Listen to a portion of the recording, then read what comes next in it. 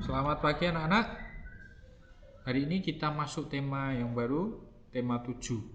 Indahnya keragaman di negeriku, bukunya yang warna coklat. Kita masuk pada subtema yang pertama, keragaman suku bangsa dan agama di negeriku. Nah, langsung saja kita akan buka bukunya di halaman Romawi 6. Ya, di situ ada judulnya tema 7. Indahnya keragaman di negeriku. Ada gambarnya, kemudian di bawahnya ada bacaannya. Ya, mari kita baca. Ya, anak-anak menyimak. Saya akan membacakannya. Bhinneka Tunggal Ika.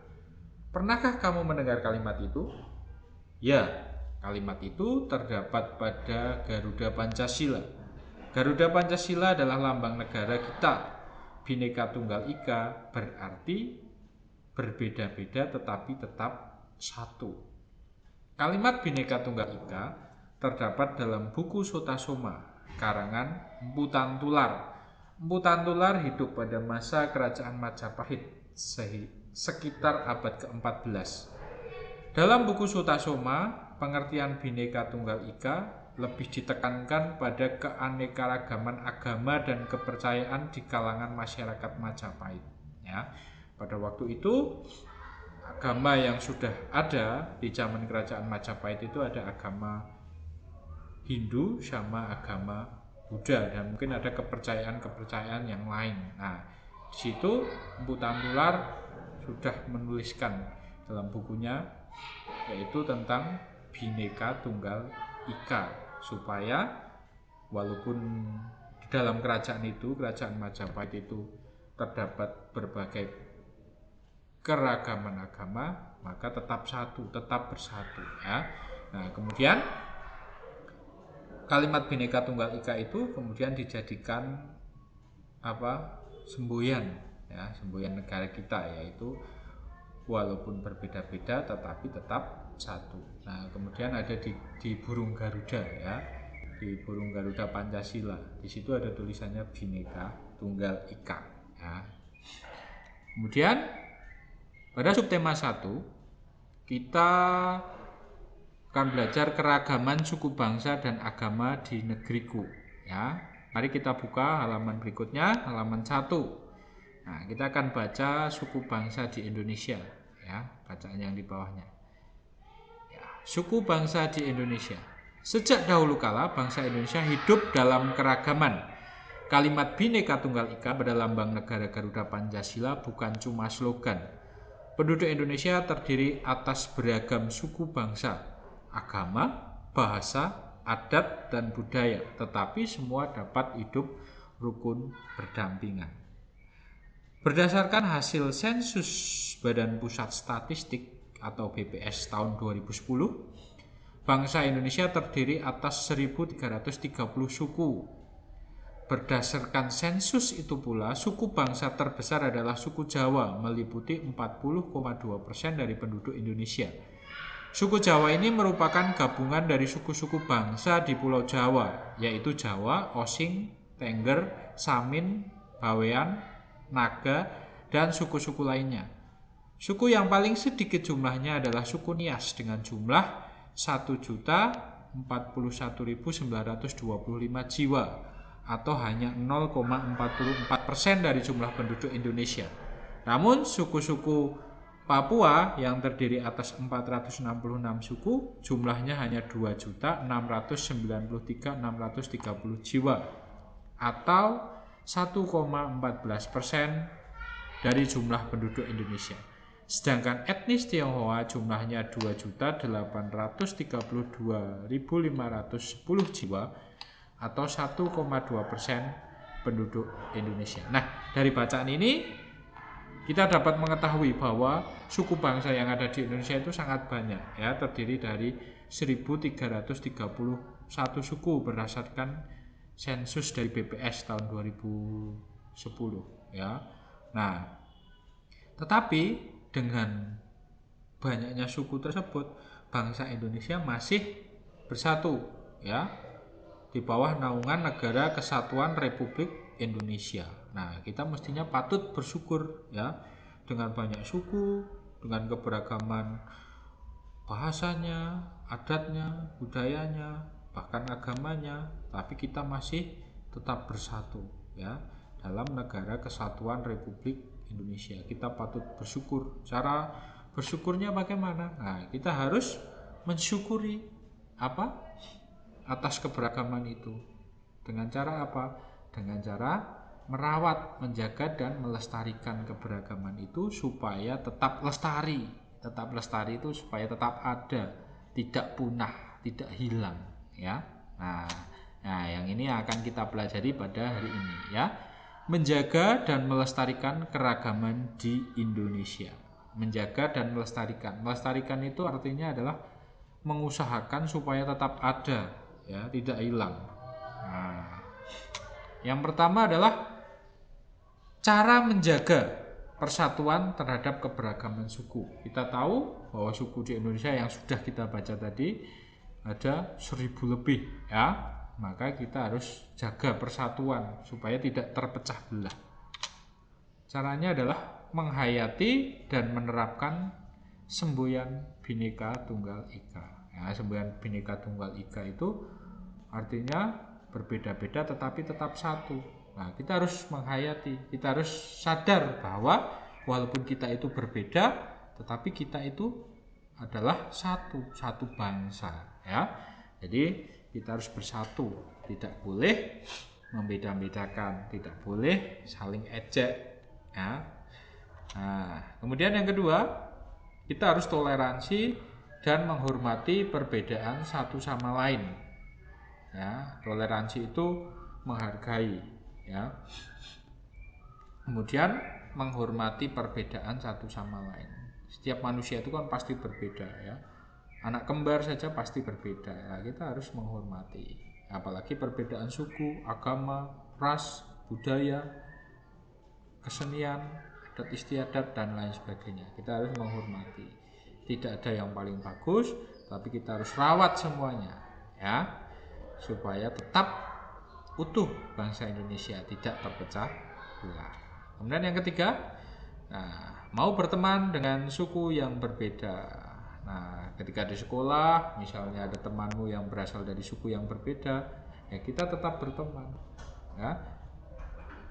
Kemudian misalnya nanti kalau sudah sekolah di jenjang yang sudah levelnya sudah tinggi, itu kan pasti keberagaman itu pasti akan tambah banyak lagi. Nah, kita harus menyesuaikan diri, mau berteman dengan suku yang mana saja.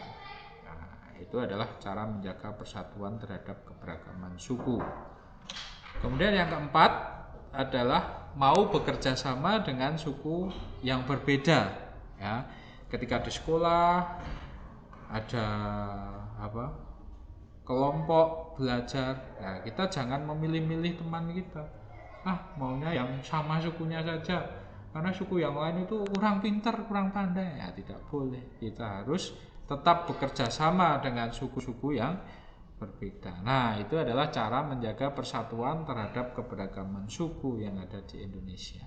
Nah, bisa kita simpulkan kalau kita rangkum.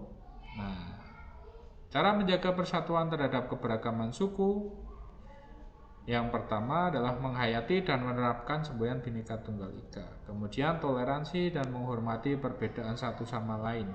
Kemudian mau bekerja sama dengan suku yang berbeda. Nah, itu bisa ditambahkan masih banyak lagi ya cara-cara untuk menjaga persatuan terhadap keberagaman suku. Tidak hanya ini. Ini hanya contoh saja. Nah, ini anak-anak bisa catat, bisa di pause dulu videonya, kemudian anak-anak catat, kemudian nanti setelah selesai bisa dilanjutkan. Nah, saya akan lanjutkan sekarang ya. Nah, kemudian cara melestarikan bahasa daerah. Nah, bahasa daerah itu lama kelamaan kalau tidak dilestarikan akan punah ya. Indonesia kaya sekali akan bahasa daerah. Nah, ini harus dilestarikan, diusahakan supaya tetap ada. Nah, caranya bagaimana? Nah, yang pertama adalah menggunakannya dalam kehidupan sehari-hari. Ya, misalnya di rumah itu kan pasti ayah, ibu, anak, kakak, adik itu kan pasti sukunya sama ya, berasal dari daerah yang sama ya. dalam satu keluarga. Nah, kita bisa menggunakan bahasa daerah, ya, bahasa daerah dalam percakapan dengan keluarga kita, ya, supaya tetap lestari bahasa daerah. Kalau berbicara dengan teman kita yang berasal dari daerah yang sama, ya sebaiknya menggunakan bahasa daerah, karena itu adalah upaya untuk melestarikan bahasa daerah. Namun jika berbicara dengan teman kita yang berasal dari daerah yang berbeda, ya sebaiknya kita menggunakan bahasa persatuan, yaitu bahasa Indonesia. Tetapi kalau daerahnya sama, nah, dalam rangka melestarikan bahasa daerah, kita harus sebaiknya, bukan harus tapi sebaiknya menggunakan bahasa daerah dalam kehidupan sehari-hari, ya. Kemudian yang berikutnya, menggunakan bahasa daerah dalam seni pertunjukan. Nah, misalnya ada kesenian ketoprak, nah di situ digunakanlah bahasa daerah supaya bahasa daerah itu tetap ada, tetap orang-orang yang menontonnya tetap tahu gitu. Nah, misalnya wayang kulit, nah itu kan ada bahasa daerahnya juga. Kemudian mempelajari bahasa daerah di sekolah. Nah, di setiap daerah pasti ada bahasa daerahnya, ya. Itu adalah muatan lokalnya yang sudah ditentukan, ya. Misalnya di daerah Jawa Tengah, ya bahasa daerahnya adalah bahasa Jawa. Kalau di daerah DKI Jakarta, ya berarti bahasa daerahnya adalah bahasa Betawi dan lain sebagainya, ya. Itu sesuai dengan daerahnya. Di sekolah sudah pasti ada bahasa daerah itu, karena supaya bahasa daerah itu tidak punah, tidak hilang. Kemudian yang berikutnya, mengajarkan kepada generasi penerus. Generasi penerus itu yang sudah tua-tua, itu kepada anaknya, kepada cucunya, nanti anaknya mengajarkan kepada anaknya lagi. Nah, itu diteruskan, ya, itu diajarkan ke generasi-generasi berikutnya supaya tidak hilang. Kalau tidak pernah diajarkan, cara-cara tadi tidak dilakukan, ya bisa jadi bahasa daerah itu akan hilang, tidak ada penggunanya lagi, kan pasti hilang. Nah, itu ya cara melestarikan bahasa daerah. Nah, ini bisa dicatat. Ini sama dengan yang tadi, menggunakannya dalam kehidupan sehari-hari, menggunakan bahasa daerah dalam seni pertunjukan, mempelajari bahasa daerah di sekolah, mengajarkan kepada generasi penerus, dan masih banyak yang lain lagi contohnya. Anak-anak kalau tahu bisa tambahkan sendiri, ya. Ini nanti dicatat, di pause, kemudian nanti dilanjut setelah selesai. Sekarang yang berikutnya adalah cara melestarikan lagu daerah. Nah, lagu daerah ini juga merupakan kekayaan bangsa kita, ya. Banyak sekali lagu daerah yang ada di Indonesia. Caranya adalah menyanyikan lagu daerah. Nah, mau menyanyikan lagu daerah, baik itu daerahnya sendiri ataupun yang berasal dari daerah lain, ya, karena itu juga merupakan kekayaan kita bersama sebagai bangsa Indonesia, ya. Kemudian yang berikutnya adalah menggunakan lagu daerah untuk iringan seni pertunjukan. Nah, misalnya ada tari-tarian, nah itu diiringi dengan lagu daerah. Nah, pasti lagu daerah tidak akan hilang begitu saja, ya. Tidak akan musnah, tidak. Masih ada yang mendengarkan, masih ada yang ingat. Nah, digunakan untuk iringan seni pertunjukan. Misalnya tari-tarian tadi kayak ketoprak, kemudian ada wayang kulit, ada seni reog dan lain sebagainya, ya. Kemudian yang berikutnya adalah mengadakan lomba menyanyi lagu daerah. Nah, ini bisa diadakan lomba menyanyi lagu daerah secara tidak langsung. Pasti orang-orang akan belajar dulu yang tadinya tidak bisa. Kalau mau ikut lomba ya belajar. Nah, pasti lagu daerah tidak akan hilang, ya. Dan yang berikutnya, nah ini yang terbaru ini, membuat konten lagu daerah di YouTube. Nah, kalau di YouTube ya sudah pasti mau dibuka berapa tahun lagi pasti masih ada, ya. Nah, kecuali YouTube-nya udah tutup. Nah, kalau YouTube-nya udah tutup, ya berarti udah hilang. Nah, tapi kan videonya sudah masih tersimpan di file. Nah, bisa di upload lagi di aplikasi-aplikasi yang lain. Nah, ini adalah cara-cara melestarikan lagu daerah. Nah, ini bisa dirangkum ya. Menyanyikan lagu daerah, menggunakan lagu daerah untuk iringan seni pertunjukan, mengadakan lomba menyanyi lagu daerah, membuat konten lagu daerah di YouTube. Nah, ini bisa anak-anak catat. Nah, pembelajaran tema 7 yaitu menjaga dan melestarikan keragaman yang ada di Indonesia sudah selesai ya. Anak-anak bisa pelajari lagi. Sampai jumpa pada pertemuan berikutnya. Terima kasih.